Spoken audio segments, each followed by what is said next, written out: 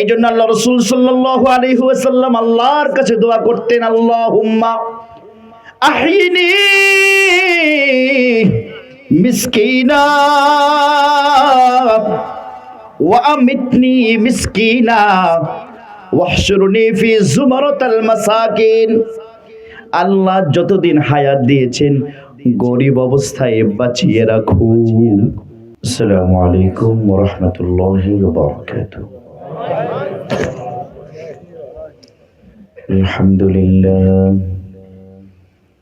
আলহামদুলিল্লাহ নাহমাদুহু ওয়া নাস্তাঈনুহু ওয়া নাস্তাগফিরুহু ওয়া নাউযু বিল্লাহি মিন শুরুরি আনফুসিনা মান ইয়াহদিল্লাহু ফালা মুদিল্লা লাহু ওয়া মান ইউদ্লিলহু ফালা হাদিয়া লাহু ونشهد أن لا إله إلا الله وحده لا شريك له ونشهد أن سيدنا ومولانا محمدا عبده ورسوله أرسله بالحق بشيرا ونذيرا وداعيا إلى الله بإذنه وسراجا منيرا فقد قال الله تعالى في كلامه المجيد أعوذ بالله من الشيطان الرجيم بسم الله الرحمن الرحيم إن الذين آمنوا وعملوا الصالحات وأخبتوا إلى ربهم أولئك أصحاب الجنة هم فيها خالدون وقال رسول الله صلى الله عليه وسلم بادروا بالأعمال سبعا هل تنتظرون إلا فقرا منسيا أو غنى مطغيا أو مرضا مفسدا أو هرما مفندا أو موتا مجهزا أو كما قال رسول الله صلى الله عليه وسلم وقال تعالى إن الله وملائكته يصلون على النبي يا أيها الذين آمنوا صلوا عليه وسلموا تسليما اللهم صل على محمد وعلى آل محمد كما صليت على إبراهيم وعلى آل إبراهيم إنك حميد مجيد اللهم بارك على محمد وعلى آل محمد كما باركت على إبراهيم وعلى آل إبراهيم إنك حميد مجيد لا إله إلا الله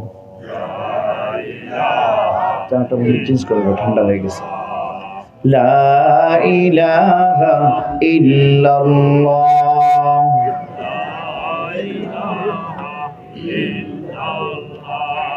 لا إله إلا الله لا إله إلا الله لا إله إلا الله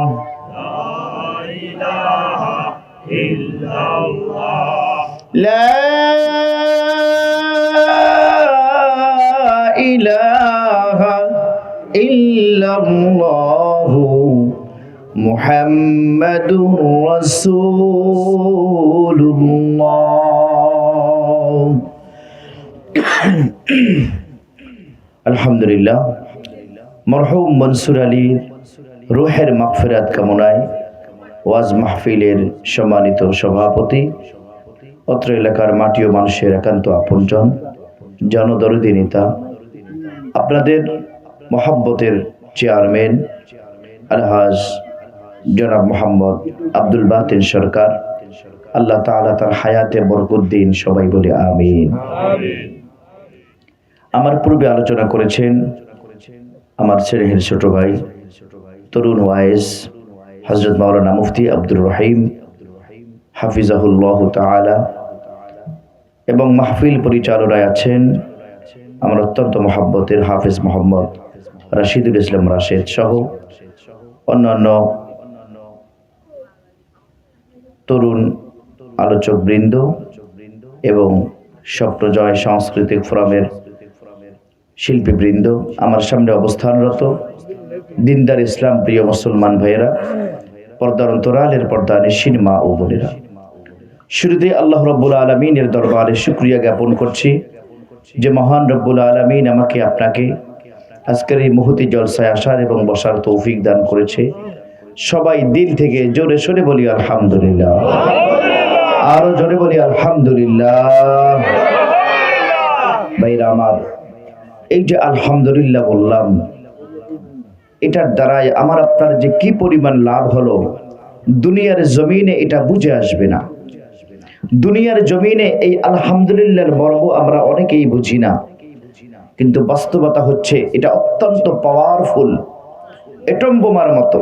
এটম বোমার যেমন সাইজ ছোট, কাজ বড়, এই সুবহানাল্লাহ, আলহামদুলিল্লাহ, আল্লাহু আকবার, এই বাক্যগুলোর সাইজ ছোট কিন্তু কাজ অনেক বড়। সুবহানাল্লাহ। কেন? যে এমন অনেক আল্লাহর বান্দা থাকবে যারা একটা সুবহানাল্লাহর কারণে জান্নাতে চলে যাবে। এই জন্য দিনই জলসা, দিনের এই মাহফিলগুলো আল্লাহ রাব্বুল আলামিন আমাকে আপনাকে তৌফিক দিলে আমরা আসব। কেন?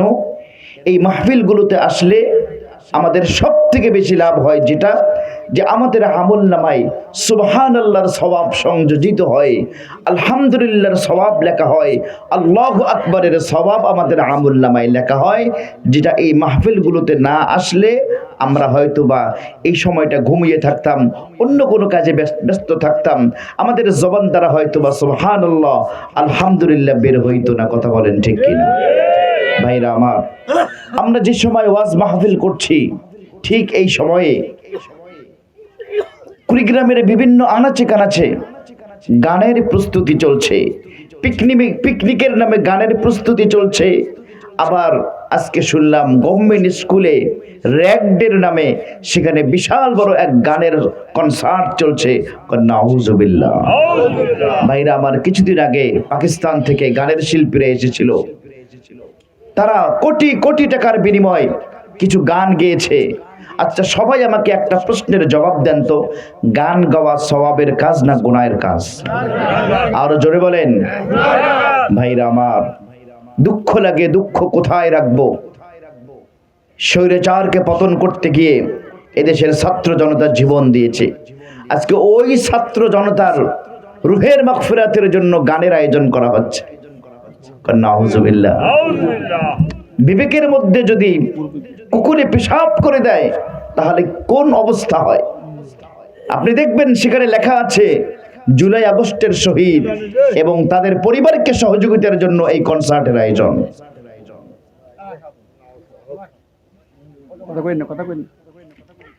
ভাইরা আমার, আল্লাহ রাব্বুল আলামিন তাদের থেকে আমাকে আপনাকে অনেক ভালো রেখেছেন যে আমরা একটি দিনই জলসায় আসতে পেরেছি। এই জন্য সবাই আরেকবার জোরে সোরে বলি আলহামদুলিল্লাহ, আরো জোরে বলি আলহামদুলিল্লাহ। ভাইরা আমার, আল্লাহ রাব্বুল আলামিন আমাকে আপনাকে দুনিয়ার জমিনে সৃষ্টি করেছেন ইবাদতের জন্য। জোরে বলেন কিসের জন্য? আল্লাহ বলেন ওয়ামা খালাকুতুল জিন্না ওয়াল ইনসা ইল্লা লিয়াবুদুন, বান্দারা তোমাদেরকে শুধুমাত্র কেবলমাত্র আমার ইবাদতের জন্য সৃষ্টি করেছি। এজন্য আল্লাহ রাসূল সাল্লাল্লাহু আলাইহি ওয়াসাল্লাম উম্মতদেরকে অনেক মহব্বত করে, আদর করে, সোহাগ দিয়ে বলেন বাদিরু বিল আমালিস সাবআন, উম্মতেরা কয়েকটি জিনিস আসার আগেই তোমরা ইবাদতের দিকে ঝুঁকে পড়ো, ইবাদতের দিকে তোমরা আত্মনিয়োগ করো, ইবাদতের মধ্যে তোমরা লিপ্ত হয়ে যাও। কেননা বলা যায় না এই জিনিসগুলো কখন তোমাদের কাছে চলে আসবে। যদি এই জিনিসগুলো তোমাদের নিকট চলে আসে, তোমরা আর ইবাদত করতে পারবে না। পয়গম্বর আলাইহিস সালাতু ওয়াস সালাম ফরমান, বাদিরু বিল আমালি সাবআন, উম্মতেরা ইবাদতের জন্য তোমরা প্রস্তুত হও, ইবাদতের দিকে আগাইয়া যাও। হাল তানতাদিরুনা ইল্লা ফাকরান মুনসিয়ান আও গিনান মুতগিনান আও মারাদান মুফসিদান আও মাউতান মুজহিজান আও হারামান মুফনিদান আও কামা ক্বালা রাসূলুল্লাহি সাল্লাল্লাহু আলাইহি ওয়াসাল্লাম। ভাইরা আমার, পয়গম্বর আলাইহিস সালাতু ওয়াস সালাম আমাকে আপনাকে লক্ষ্য করে কি গুরুত্বপূর্ণ নসিহত পেশ করলেন। উম্মতেরা, তোমরা কেন আমলের দিকে ঝুঁকতেছো না, কেন আমল করতেছো না? আজকে আল্লাহর কত বান্দাকে যদি বলা হয় ভাইরে দাড়িটা রেখে দাও, আল্লাহর বান্দা বলে এই এখন পর্যন্ত মেয়েকে বিয়ে দিতে পারলাম না, এখন এই কেমনে দাড়ি রাখি? কথা বলেন ঠিক কিনা? আল্লাহর অনেক বান্দা আছে হজ ফরজ হয়ে গেছে, যদি বলা হয় আল্লাহর বান্দা আল্লাহ রাব্বুল আলামিন তোমার উপর হজ ফরজ করেছেন, তুমি হজ করো, বলে যে এখন পর্যন্ত ছেলেকে বিয়ে দিতে পারলাম না, এখন পর্যন্ত ছেলেটাকে কোনো ভালো চাকরি নিয়ে দিতে পারলাম না, এখন পর্যন্ত এই করতে পারলাম না, সেই করতে পারলাম না, এত দ্রুত হজ করা আমার পক্ষে সম্ভব না। এই জন্য আল্লাহ রাসূল সাল্লাল্লাহু আলাইহি ওয়াসাল্লাম আমাকে আপনাকে লক্ষ্য করে বলেন, উম্মতেরা তোমরা আমলের দিকে আগাইয়া যাও, তোমরা আমলের দিকে গুরুত্ব দাও। কেননা তোমরা কখন জানো না কখন কোন জিনিস তোমাদের সামনে এসে দাঁড়িয়ে যায়। এই জন্য আল্লাহ রাসূল সাল্লাল্লাহু আলাইহি ওয়াসাল্লাম বললেন, হাল তানতাদিরুনা ইল্লা ফাকরান মুনসিয়ান আও গিনান মুতগিয়ান আও মাউতান মুজহিজান আও হারামান মুফনিদান আও কামা ক্বালা রাসূলুল্লাহি সাল্লাল্লাহু আলাইহি ওয়াসাল্লাম। পয়গম্বর বলেন, উম্মতেরা তোমরা ইবাদতের দিকে ঝুঁকে পড়ো, তোমরা কিসের অপেক্ষা করতেছো? দেখতে দেখতে যদি তোমার সামনে এমন একটা সময় চলে আসে, ফাকরান মুনসিয়ান, এমন দারিদ্রতা যদি তোমাকে গ্রাস করে ফেলে, তোমার অভাব অনটন চলে আসে, যেই অভাব অনটন তোমাকে আল্লাহকে ভুলে দিতে পারে। কথা বলেন ঠিক কিনা? ভাইরা আমার, আল্লাহ রাব্বুল আলামিন যদি আপনাকে সচ্ছলতার জীবন দান করে, আল্লাহ রাব্বুল আলামিন যদি আপনাকে সচ্ছল বানায়, আপনি সুন্দরভাবে আল্লাহর ইবাদত করতে পারবেন। আর যদি অসচ্ছলতার জীবন আপনার থাকে, দিন আনি দিন খাই অবস্থা থাকে, মন চাইলেও অনেক সময় ইবাদতে লিপ্ত হওয়া যায় না। কথা বলেন ঠিক কিনা? রমজান মাসে দেখা যায় অনেক রিকশাওয়ালা ভাই, আল্লাহর অনেক বান্দা আছে যারা মাঠে ময়দানে কাজ করে, অত্যন্ত কষ্ট করে জীবন যাপন করতেছে। যদি তাদেরকে জিজ্ঞাসা করা হয়, বাইরে 5 ওয়াক্ত নামাজটা পড়ো, রমজান মাসের রোজা রাখো, বলে যে হুজুর এত কষ্ট হয়, এই যে সিমেন্টের কাজ করি, মাটি কাটার কাজ করি, এই যে রডের কাজ করি, এই পরিমাণ কষ্ট হয়, এই কষ্ট সহ্য করে রোজা রাখা আমাদের পক্ষে সম্ভব না। এই জন্য পয়গম্বর আলাইহিস সালাতু ওয়াস সালাম আমাকে আপনাকে লক্ষ্য করে বলেন, উম্মতেরা তোমরা সময় থাকতে আমল শুরু করে দাও। সময় থাকতে যদি আমল শুরু না করো, হয়তোবা তোমাদের কাছে এমন একটা সময় চলে আসবে, ফাকরান মুনসিয়ান, এমন এক বিপদ চলে আসবে, তোমাদের কাছে দারিদ্রতা চলে আসবে, গরিবী চলে আসবে। দারিদ্রতা আর গরিবীর কারণে তোমরা আল্লাহকে ভুলে যাবা, মন চাইলেও ইবাদত করতে পারবা না। জোরে জোরে বলেন ঠিক কিনা? ভাইরা আমার, এরপরে আল্লাহ রাসূল সাল্লাল্লাহু আলাইহি ওয়াসাল্লাম বললেন, উম্মতেরা তোমরা আল্লাহ রাব্বুল আলামিনের ইবাদতে লিপ্ত হইয়া যাও। হয়তোবা গিনান মুতগিয়ান তোমাদের কাছে এমন এক সচ্ছলতা চলে আসবে, প্রাচুর্যতা চলে আসবে, এই প্রাচুর্যতার কারণে তোমরা আল্লাহকে ভুলে যাবা। ও মুসলমান, দেখবেন সমাজের মধ্যে অনেক মানুষ একটা সময় ছিল কিছুই ছিল না, যখন কিছুই ছিল না মসজিদে যাইতো, জিকির আজকার করত, আল্লাহ রাব্বুল আলামিনের ইবাদত বন্দেগী করত। হঠাৎ লোকটা যখন বড় লোক হয়ে গেল, বিভিন্ন জায়গা থেকে টাকা পয়সার ব্যবস্থা হয়ে গেল, ওই লোকটা আগে যেমনি ভাবে আল্লাহর ইবাদতে লিপ্ত থাকতো, এখন আর আল্লাহর বান্দা আগের মতো মসজিদেও যায় না, জিকিরও করে না। এমন লোক আপনাদের সমাজে আছে না নাই? এই জন্য আল্লাহ রাসূল সাল্লাল্লাহু আলাইহি ওয়াসাল্লাম বললেন, উম্মতেরা আও গিনান মুতগিয়ান, সচ্ছলতা এমন একটা সচ্ছলতা তোমার কাছে চলে আসতে পারে, আল্লাহ তাআলা তোমাকে ধন সম্পদ দিয়ে পরীক্ষা করতে পারে। এই আল্লাহর নবীর একজন সাহাবা ছিল সালাবা ইবনে হাতিব। এই সালাবা ইবনে হাতিব আল্লাহ রাব্বুল আলামিন যাকে কেন্দ্র করে কুরআনুল কারীমের আয়াত নাযিল করেছেন, ভাইরা আমার, সালাবা ইবনে হাতিব আল্লাহ রাব্বুল আলামিনের একজন প্রিয় বান্দা ছিলেন, পয়গম্বর আলাইহিস সালাতু ওয়াস সালামের প্রিয় সাহাবা ছিলেন। এত গরিব ছিলেন, এত গরিব ছিলেন, আল্লাহ রাসূল সাল্লাল্লাহু আলাইহি ওয়াসাল্লাম একদিন দেখতেছে সাহাবা নামাজের সালাম ফিরানোর সঙ্গে সঙ্গে মসজিদ থেকে বের হয়ে চলে গেল। আল্লাহ রাসূল সাল্লাল্লাহু আলাইহি ওয়াসাল্লাম সাহাবাকে জিজ্ঞাসা করলেন, এই সাহাবা তোমার কি হয়েছে রে সাহাবা? কেন তুমি মসজিদ থেকে এত দ্রুত বের হয়ে যাও? আল্লাহ রাব্বুল আলামিন তোমাকে মসজিদে কেন রাখতে চায় না? তোমার কি হয়েছে?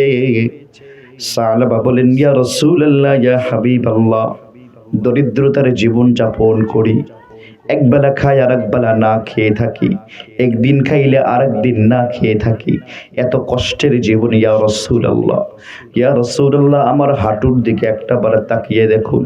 আল্লাহ রাসূল হাঁটুর দিকে তাকিয়ে দেখে হাঁটুর অবস্থাগুলো একেবারে গরুর হাঁটুর মতো হয়ে গেছে, হাঁটুর মধ্যে ছাল লেগে গেছে। কেননা এত ছোট্ট পোশাক, যার কোনো পোশাক নাই, এত ছোট্ট পোশাক পরে আল্লাহর বান্দা নামাজ পড়ে, নামাজের মধ্যে বারবার ডাইরেক্ট হাঁটুটা মাটির মধ্যে লাগার কারণে, মসজিদের মধ্যে লাগার কারণে হাঁটুর মধ্যে কড়া পড়ে গেছে। ভাইরা আমার, আমাদের কড়া পড়ে পায়ের মধ্যে, আর সাহাবার কড়া শুধু পায়ের মধ্যে না, হাঁটুর মধ্যেও পড়ে গেছে। আল্লাহ রাসূল সাল্লাল্লাহু আলাইহি ওয়াসাল্লাম বললেন, সাহাবা, বুঝলাম তোমার হাঁটুর মধ্যে কড়া পড়ে গেছে, কেন তুমি ঘন ঘন এই মসজিদে আসার পরে আবার বাড়িতে মধ্যে চলে যাও? সাহাবা বলতেছেন, ইয়া রাসূলুল্লাহ, ইয়া হাবিবাল্লাহ, এই যে ছোট্ট একটা পোশাক পরে আমি মসজিদের মধ্যে এসেছি, আমি বাড়ির মধ্যে যাওয়ার পরে আমি উলঙ্গ হয়ে আমার এই ছোট্ট পোশাকটা আমার স্ত্রীকে দিব, আমার স্ত্রী আমার পোশাকটা পরে তারপরে নামাজ পড়বে, এই জন্য ইয়া রাসূলুল্লাহ, দ্রুত আমি মসজিদ ত্যাগ করে বাড়ির দিকে চলে যাই। ভাইরা আমার, যেই সাহাবার কাহিনী শুনলেন, কত সুন্দর কাহিনী, এত কষ্টের মাঝেও, এত দরিদ্রতার মাঝেও আল্লাহর বান্দা সাহাবা আল্লাহকে ভুলে নাই, আল্লাহ রাব্বুল আলামিনকে ভুলে যায় নাই, আল্লাহ রাব্বুল আলামিনের ইবাদত ভুলে যায় নাই। এই সাহাবা আল্লাহ রাসূল সাল্লাল্লাহু আলাইহি ওয়াসাল্লামের কাছে বলতেছেন, ইয়া রাসূলুল্লাহ, ইয়া হাবিবাল্লাহ, এই কষ্টের জীবন আর কতকাল কাটাবো, আর কতকাল কষ্ট করব? আপনি আমার জন্য আল্লাহ রাব্বুল আলামিনের কাছে দোয়া করেন, আল্লাহ রাব্বুল আলামিন যাতে করে আমাকে সচ্ছল বানিয়ে দেয়। কোন সুবহানাল্লাহ। ও মুসলমান, একজন মানুষকে গরিব বানানোর মালিক কে? আল্লাহ। এই জোরে বলেন, গরিব বানানোর মালিক কে? আল্লাহ রাব্বুল আলামিন যাকে চান গরিব বানান, যাকে চান বড় লোক বানান। বড় লোকের মালিকও আল্লাহ, গরিবেরও মালিক আল্লাহ। আল্লাহ রাব্বুল আলামিন বলেন, আল্লাহু ইয়াকবিদু ওয়া শুধু এই বান্দারা, তোমরা চাইলেই বড়লোক হতে পারবা না, তোমরা চাইলেই গরিব হতে পারবা না। ওয়াল্লাহু ইয়াকবিদু, আল্লাহ বলেন আমার হাতেই দরিদ্র, আমার হাতেই বড়লোক। আমি চাইলেই তোমাদেরকে বড়লোক বানাইতে পারি, আমি চাইলেই তোমাদেরকে গরিব বানাইতে পারি। পয়গম্বর আলাইহিস সালাতু ওয়াস সালাম সাহাবাকে ডাক দিয়ে বলেন, সাহাবা, আল্লাহ তাআলা যেই হালতে রেখেছেন এই হালতের মধ্যে জীবনটা পার করে দাও, কেননা আল্লাহ রব্বুল আলামিন গরিবীকে ভালোবাসেন। জোরে কোন সুবহানাল্লাহ। আল্লাহ তাআলা শুধুমাত্র গরিবদেরকেই ভালোবাসেন না, পয়গম্বর আলাইহিস সালাতু ওয়াস সালাম দুনিয়ার লোকদেরকে ডাক দিয়ে বলেন, উম্মতেরা,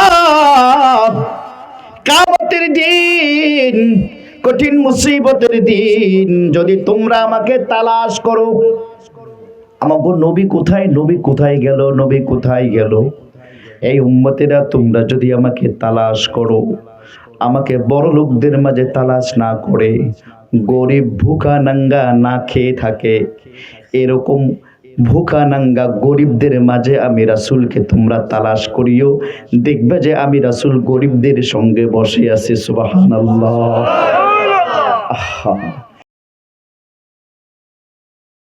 এই জন্য আল্লাহ রাসূল সাল্লাল্লাহু আলাইহি ওয়াসাল্লাম আল্লাহর কাছে দোয়া করতেন, আল্লাহুম্মা আহিনি মিসকিনা ওয়া আমিতনি মিসকিনা ওয়াহশুরনি ফি যুমারাতিল মাসাকিন। আল্লাহ যতদিন হায়াত দিয়েছেন গরিব অবস্থায় বাঁচিয়ে রাখুন। এই দোয়া আমার করার সাহস নেই রে ভাই, এই দোয়া করার মতো সাহস আমার নাই, কারণ আমি তো আল্লাহকে বলি, আল্লাহ বাজার সিটি 100 চালাই কেমনে এই কষ্টের মধ্যে, হুন্ডা চালিয়ে মাহফিল করা কষ্ট হয়ে যায়, আল্লাহ ছোটখাটো একটা মাইক্রোর ব্যবস্থা করে দেন। আমি তো আল্লাহর কাছে মাইক্রোর দোয়া করি, অথচ আল্লাহ রাসূল দোয়া করতেন, আল্লাহুম্মা আহিনি মিসকিনা, আল্লাহ আমাকে যতদিন হায়াত দিয়েছেন গরিব অবস্থায় বাঁচাইয়া রাখুন। এরপরে আল্লাহ রাসূল সাল্লাল্লাহু আলাইহি ওয়াসাল্লাম আরো দোয়া করতেন, ওয়া আমিতনি মিসকিনা, আল্লাহ যেদিন মরণ দান করবেন সেদিনও গরিব অবস্থায় মরণ দান করুন। আল্লাহ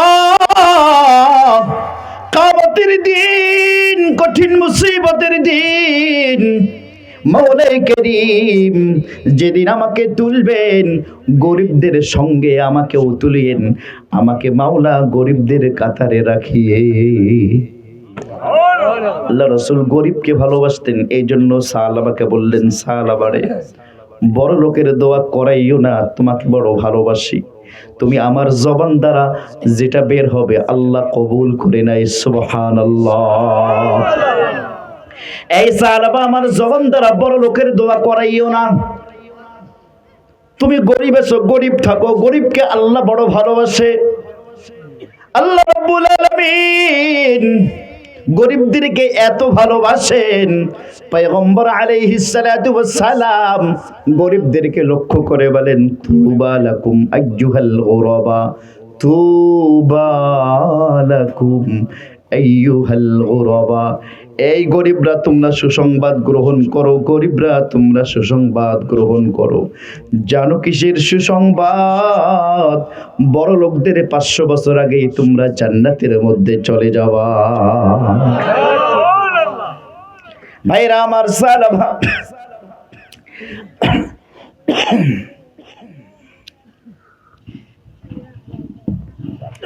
সাহাবা আল্লাহ রাসূল সাল্লাল্লাহু আলাইহি ওয়াসাল্লামের কাছে বলতেছেন, ইয়া রাসূলুল্লাহ,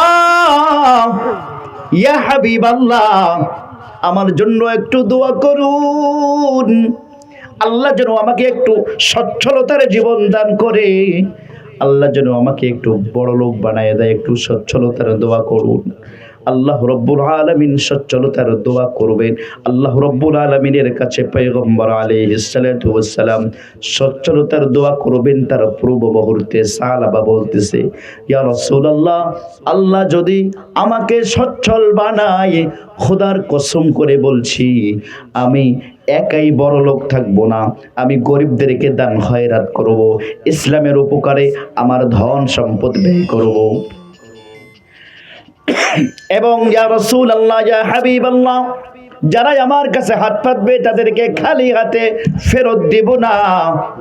আল্লাহ রাসূল সাল্লাল্লাহু আলাইহি ওয়াসাল্লাম সাহাবার এই কথাগুলো শুনে আল্লাহ রাব্বুল আলামিনের কাছে দোয়া করলেন, আল্লাহ সাহাবাকে বড় লোক বানায়া দেন, সাহাবাকে ধন সম্পদওয়ালা বানায়া দেন। সবাই জোরে বলি আলহামদুলিল্লাহ। ভাইরা আমার, আল্লাহ রাব্বুল আলামিন পয়গম্বর আলাইহিস সালাতু ওয়াস সালামের দোয়া কবুল করলেন। আল্লাহ রাব্বুল আলামিনের একটা নির্দিষ্ট সুন্নত আছে। আপনি বড়লোক হওয়ার দোয়া করেছেন, আপনি রোগ ব্যাধি দূর করার দোয়া করেছেন, আপনার সন্তানটার চাকরি হয় না, চাকরির জন্য দোয়া করেছেন, আজকে দোয়া করলেন কালকে চাকরি হবে, বিষয়টা এমন না। আল্লাহ রাব্বুল আলামিনের কাছে দরিদ্রতা দূর করার দোয়া করেছেন, আজকে দোয়া করবেন আর কালকে দেখবেন আপনার ট্রাঙ্কের ভিতরে দুগুলো টাকা কে বা কারা ঢুকে দিছে। না রে ভাই, না, আল্লাহ তাআলার সুন্নত এটা না। আল্লাহ রাব্বুল আলামিন আস্তে আস্তে সিস্টেম করে মানুষকে বড় লোক বানাইয়া দেন। সাহাবা রাদিয়াল্লাহু তাআলা আনহুর কয়েকটি গরু ছিল, দুম্বা ছিল। আল্লাহ রাব্বুল আলামিন এত বরকত দিলেন, এত বরকত দিলেন, যেই দুম্বা আর ছাগল একটা বাচ্চা দিত, ওই দুম্বা আর ছাগলগুলো এখন থেকে 2-3টা করে বাচ্চা দেওয়া শুরু করে দিল। সুবহানাল্লাহ। ভাইরা আমার, এভাবে হযরত সাহাবা রাদিয়াল্লাহু তাআলা আনহু আল্লাহ রাব্বুল আলামিন তার সম্পদের মধ্যে এত বরকত দিলেন। আগে সাহাবা নির্দিষ্ট একটা বাড়ির মধ্যে অবস্থান করত, এখন দেখে যে ছাগলও বেড়ে গেছে, দুম্বাও বেড়ে গেছে, ভেড়ার সংখ্যাও বেড়ে গেছে, এই ছোট্ট জায়গার মধ্যে আর থাকা যাবে না। সাহাবা রাদিয়াল্লাহু তাআলা আনহু বাড়ি থেকে বের হয়ে দোলার মধ্যে চলে গেলেন, বিলের মধ্যে চলে গেলেন, বড় একটি জায়গা ঘিরে সেখানে তার গরু ছাগল দুম্বাগুলোকে রাখার ব্যবস্থা করলেন। এভাবে দেখলো যে না, সেখানেও দিন যাইতেছে, জিন যাইতেছে, ঘন ঘন তার গরু আর ছাগল গরুর বাচ্চা হচ্ছে। জোরে জোরে কোন সুবহানাল্লাহ। ভাইরা আমার, সাহাবা রাদিয়াল্লাহু তাআলা আনহু আগে গরীব ছিলেন। গরীব থাকা অবস্থায় আল্লাহর বান্দা নিয়মিত মসজিদে নববীতে যাইতেন, পয়গম্বরের পিছে নামাজ পড়তেন, নামাজ পড়ার পর আবার বাড়িতে চলে আসতেন। আস্তে আস্তে যখন তার গরু ছাগল দুম্বার সংখ্যা বেড়ে গেল, গ্রাম ছেড়ে দোলার মাঝে, বিলের মাঝে যখন তার অবস্থান সৃষ্টি করলো, বিলের মাঝে যখন সে থাকা শুরু করে দিল, আল্লাহর বান্দা আগে 5 ওয়াক্ত নামাজ পড়তেন, এখন আর 5 ওয়াক্ত নামাজ পড়তে যায় না, এখন শুধুমাত্র জুমার নামাজ পড়তে যায়। কিছু বুঝছেন? বুঝছেননি কিছু? ভাইরা আমার, এইভাবে শুরু হয়ে গেল। আল্লাহর বান্দা সাহাবা দেখলেন যে আরো বরকত হচ্ছে, এত বরকত, সাহাবা ওই জায়গার মধ্যে আর থাকতে পারলেন না। সাহাবা আরো দূরে চলে গেলেন, আরো বিশাল জায়গা নিয়ে তার উট দুম্বা ছাগলগুলোকে, ভেড়াগুলোকে চড়ানোর জন্য বিশাল বড় জায়গার ব্যবস্থা করলেন। সেখানে তার দুম্বাগুলো থাকে, সেখানে তার গরু ছাগলগুলো থাকে। আগে সাহাবা জুমার নামাজটা পড়তে যাইতো, এখন এমন হয়েছে আল্লাহর বান্দা জুমার নামাজটাও পড়তে যায় না। নামাজের সময় হলে পাশে যায় নামাজটা বিছাইয়া নামাজ পড়ে নেয়। ও মুসলমান, জোরে জোরে বলেন, এই যেই লোকটা কিছুদিন আগেও কিছুই ছিল না, সামান্য পোশাক পরে আল্লাহর বান্দা মসজিদে নববীতে গিয়া পয়গম্বর আলাইহিস সালাতু ওয়াস সালামের সঙ্গে আল্লাহর বান্দা নামাজ পড়তো, সম্পদ বাড়ার কারণে তার নামাজটা কমছে না বাড়ছে? তাহলে কি হয়ে গেল? আল্লাহ রব্বুল আলামিন অনেক বান্দাকে বড়লোক বানান, এই বড়লোকটাই তাদের জাহান্নামে যাওয়ার কারণ হয়ে যায়। কথা বলেন ঠিক কিনা? আবার আল্লাহ তাআলা অনেককে গরিব বানান, গরিবের উপর যদি কেউ সবর না করে এই গরিবটাই তার জাহান্নামে যাওয়ার কারণ হয়ে যায়। কিভাবে? গরিব থাকার কারণে বিভিন্ন সমিতির কাছ থেকে লোন নেয়, ওই গ্রামীণ ব্যাংকের খাতার মধ্যে তার নামটা লেখা, ব্র্যাকের খাতায় নামটা লেখা, আশার মধ্যে নামটা লেখা, ঠেঙ্গামারা মহিলা সবুজ সংঘের মধ্যেও নামটা লেখা। আপনাকে এদিকে এগুলো মনে হয় নাই? কথা কন না কেন? ঠেঙ্গামারি হাঙ্গামারি সবই নাকি আছে। ও মুসলমান, এই যে নামগুলো আমরা লেখাই, নামগুলো লেখাই, আল্লাহর এমন অনেক বান্দা আছে নাম লেখা থাকে ওই ব্যাংকের খাতায়, গ্রামীণ ব্যাংকের খাতায়, আশার খাতায়, ব্রাকের খাতায়। এই নাম থাকা অবস্থায় আল্লাহর কত বান্দা অন্ধকার কবরে চলে যাইতেছে। কথা বলেন ঠিক কিনা? এই জন্য আল্লাহ রাসূল সাল্লাল্লাহু আলাইহি ওয়াসাল্লাম ফরমান, বাদিরু বিল আ'মালি সাবআন, উম্মতেরা 7টি জিনিস আসার আগেই তোমরা বেশি বেশি ইবাদত করো। হাল তানতাদিরুনা ইল্লা ফাকরান মুনসিয়ান, এমন একটা দরিদ্রতা চলে আসবে যেই দরিদ্রতার কারণে তুমি আল্লাহকে ভুলে যাবা। আও গিনান মুতগিয়ান, অথবা এমন সচ্ছলতা চলে আসবে যেই সচ্ছলতার কারণে তুমি আল্লাহকে ভুলে যাবা। বড় লোক হওয়ার কারণে আল্লাহকে ভুলে যাবা। আগে নামাজ পড়তো, এখন টাকা পয়সা হয়েছে, গাড়ি বাড়ি হয়েছে, অনেক বড় চাকরি হয়েছে, অনেক বড় ব্যবসায়ী হয়েছে, আর আল্লাহকে চেনে না। কথা বলেন ঠিক কিনা? ভাইরা আমার, আল্লাহ রাসূল সাল্লাল্লাহু আলাইহি ওয়াসাল্লাম হযরত সাহাবা রাদিয়াল্লাহু তাআলা আনহুর ব্যাপারে সাহাবাদেরকে জিজ্ঞাসা করতেন, এই সাহাবারা দেখি না কেন? এই সাহাবা তো বারবার নামাজ পড়ার জন্য আসতো, পরনের মধ্যে তেমন কোনো কাপড় ছিল না, তারপরেও তো সাহাবা নামাজ পড়ার জন্য আসতো। হায় আফসোস, সাহাবার জন্য আফসোস। এখন সাহাবার সম্পদ হয়েছে, একটা ছাগলের জায়গায় 50-60টা ছাগল হয়েছে, একটা দুম্বার জায়গায় 200-250 দুম্বার মালিক হয়ে গেছে, অনেক উট হয়েছে, অনেক গরু ছাগল হয়েছে। এখন সাহাবা আল্লাহকে ভুলে গেছে। সাহাবার জন্য আফসোস, সাহাবার জন্য আফসোস। ভাইরা আমার, দিন চলতেছে, হঠাৎ একদিন আল্লাহ রাব্বুল আলামিন যাকাতের আয়াত নাজিল করলেন। যাকাতের পশু আদায়ের জন্য পয়গম্বর আলাইহিস সালাতু ওয়াস সালাম 2জন সাহাবার কাছে পাঠিয়ে দিলেন, এই সাহাবা, আল্লাহ তোমাকে অনেক সম্পদ দিয়েছে,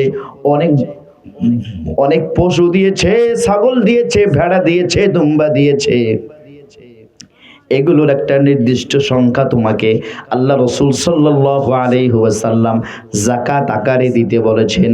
তুমি যখন দাও, আমরা পয়গম্বর আলাইহিস সালাতু ওয়াস সালামের কাছে নিয়ে যাব। আল্লাহ রাসূল সাল্লাল্লাহু আলাইহি ওয়াসাল্লাম আমাকে তোমাদের কাছে পাঠাইছে, তোমার কাছে পাঠাইছে, আমাদেরকে তোমার কাছে পাঠাইছে রে সাহাবা, তুমি এখন যাকাত আদায় করো, তোমার যাকাতের পশুগুলো দাও। আমরা পয়গম্বর আলাইহিস সালাতু ওয়াস সালামের কাছে যাকাতের পশুগুলো নিয়ে যাব।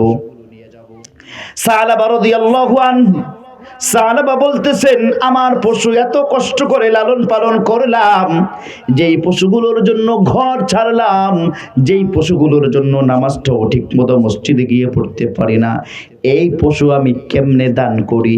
এই পশু দান করতে তো আমার মনের মধ্যে টান লাগে। জোরে জোরে কন্যা আউযুবিল্লাহ। ভাইরা আমার, এই সাহাবা আল্লাহ রাব্বুল আলামিনের পয়গম্বর রাসূলুল্লাহ সাল্লাল্লাহু আলাইহি ওয়াসাল্লামের কাছে ওয়াদা করেছিল, ইয়া রাসূলুল্লাহ, আমার দরিদ্রতার জীবন বড় কষ্টের জীবন, আপনি যদি আমার জন্য আল্লাহর কাছে দোয়া করেন, আল্লাহ রাব্বুল আলামিন যদি আমার উপর দয়া করেন, আমাকে বড় লোক বানায় দেন, আমাকে সচ্ছল বানায় দেন, আমি আল্লাহর রাস্তায় দান করব। এমন ওয়াদা করেছিল কিনা জোরে বলে। ভাইরা আমার, আল্লাহ রাব্বুল আলামিন সূরা তাওবার মধ্যে আয়াত নিয়ে এসেছেন, ওয়া মিনহুম মান আহাদাল্লাহ ওয়া মিনহুম মান আহাদাল্লাহ لئن آتانا من فضله لنصدقن ولنكونن من الصالحين ومنهم من عاهد الله আল্লাহ বলেন কিছু মানুষ আছে আল্লাহর সঙ্গে ওয়াদা করে। কি ওয়াদা করে? لئن آتانا من فضله আল্লাহ লাইন আতানা মিন ফাদলিহি, ও মাওলাই কারীম, লানাসাদদাকান্না, আপনার যদি অনুগ্রহ আমার উপর হয়, আমি 1000 টাকার মালিক, আমি 1 লাখ টাকার মালিক, আল্লাহ আপনি যদি আমাকে কোটি টাকার মালিক বানায় দেন, আল্লাহ আমি একটা দামরার মালিক, আমাকে যদি 10টা দামরার মালিক বানায় দেন। দামরা চেনেন তো? আল্লাহ আমি একটি গরুর মালিক, আমাকে যদি 20টা গরুর মালিক বানাইয়া দেন। আল্লাহ আমি 5 শতক জমির মালিক, 5 ধানের ভুঁইয়ের মালিক। আপনাদের মতো করে বলি নাকি? আল্লাহ আমি 5 শতক জমির মালিক, আমাকে যদি আপনি 1 বিঘা জমির মালিক বানায় দেন, আমি আপনার রাস্তায় দান করব। এরকম একটি ওয়াদা সাহাবা করেছিল। ওয়া মিনহুম মান আহাদাল্লাহ, আল্লাহ মান আহাদাল্লাহ, কিছু মানুষ আছে আল্লাহর সঙ্গে অঙ্গীকার করে। কিসের অঙ্গীকার করে? লাইন আতানা মিন ফাদলিহি, আল্লাহ যদি আপনার অনুগ্রহ পেয়ে যাই, আল্লাহ আপনার যদি অনুগ্রহ আমার উপর আসে, কি করব? লানাসাদদাকান্না, আল্লাহ লানাসাদদাকান্না, অনেক অনেক সদকা করব, অনেকবার সদকা করব। লানাসাদদাকান্না ওয়া লানাকুনান্না মিনাস সালিহিন, আর আমরা হয়ে যাব নেককার বান্দা, সৎকার বান্দা, সৎ কর্মশীল বান্দা হয়ে যাব, নেককার বান্দাদের অন্তর্ভুক্ত হয়ে যাব। সম্পদ বাড়ার কারণে কোনোদিন অহংকার করব না, সম্পদ বাড়ার কারণে মসজিদ ত্যাগ করব না, সম্পদ বাড়ার কারণে মাদ্রাসা ত্যাগ করব না, সম্পদ বাড়ার কারণে আলেম ওলামাদেরকে ছেড়ে যাব না। আল্লাহ বলেন কিছু মানুষ আছে এরকম অঙ্গীকার আমার কাছে করে, আমি আল্লাহ রাব্বুল আলামিন তাদের উপর যখন অনুগ্রহ করি, ফালাম্মা আতাহুম মিন ফাদলিহি বাখিলু বিহি, আল্লাহ বলেন আমি যখন তাদের উপর অনুগ্রহ করি, বাখিলু বিহি, তারা বখলেতি করে, তারা কৃপণতা করে। এরকম ব্যক্তির জন্য আল্লাহ রাব্বুল আলামিন শাস্তির ঘোষণা দিয়েছেন। জোরে জোরে কন নাউযুবিল্লাহ। ও মুসলমান, আল্লাহর বান্দা, আল্লাহর গোলাম, এই জন্য আল্লাহ রাসূল সাল্লাল্লাহু আলাইহি ওয়াসাল্লাম বললেন, উম্মতেরা তোমরা ইবাদতের দিকে ঝুঁকে পড়ো, ইবাদতের দিকে ঝুঁকে পড়ো। কেননা হয়তোবা তোমার সামনে এমন এক গরিবী চলে আসবে, যেই গরিবের কারণে তুমি আল্লাহকে ভুলে যাবা। নয়তোবা হয়তোবা তোমার সামনে এমন এক সচ্ছলতা চলে আসবে, যেই সচ্ছলতার কারণে তুমি আল্লাহকে ভুলে যাবা, যেই সচ্ছলতার কারণে তোমার ভিতর অহংকার চলে আসবে। এরপরে আল্লাহ রাসূল সাল্লাল্লাহু আলাইহি ওয়াসাল্লাম হাদিসের পরের অংশে বলেন, আও মারাদান মুফসিদান, হয়তোবা তুমি অসুস্থ হয়ে যাইতে পারো, অসুস্থতার কারণে তোমার শরীরটা শেষ হয়ে যাইতে পারে। কত ভাই আছে অসুস্থতার কারণে চেয়ারের মধ্যে নামাজ পড়ে, এই কত ভাই আছে অসুস্থতার কারণে মসজিদে যাইতে পারে না, ঠান্ডা পানি দিয়ে ওযু করতে পারে না। বলে যে ঠান্ডা পানি দিয়ে কেন ওযু করেন না? বলে যে হুজুর হাঁপানির রোগ, এই পানি দিয়ে ওযু করলে কাশ চলে আসে, হাঁপানির রোগটা আরো বৃদ্ধি পায়। এরপরে অনেক ভাই আছে রমজান মাসের রোজা রাখে না।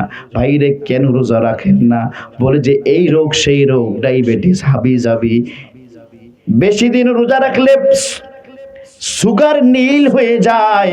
ভাইরা আমার, এই জন্য আল্লাহ রাসূল সাল্লাল্লাহু আলাইহি ওয়াসাল্লাম হাদিসের মধ্যে বললেন, আও মারাদান মুফসিদান, এই উম্মতেরা তোমরা আমলের দিকে ঝুঁকে পড়ো, হয়তোবা তোমাদেরকে এমন এক রোগ চলে আসবে, এই রোগের কারণে তোমাদের শরীরটা ধ্বংস হয়ে যাবে।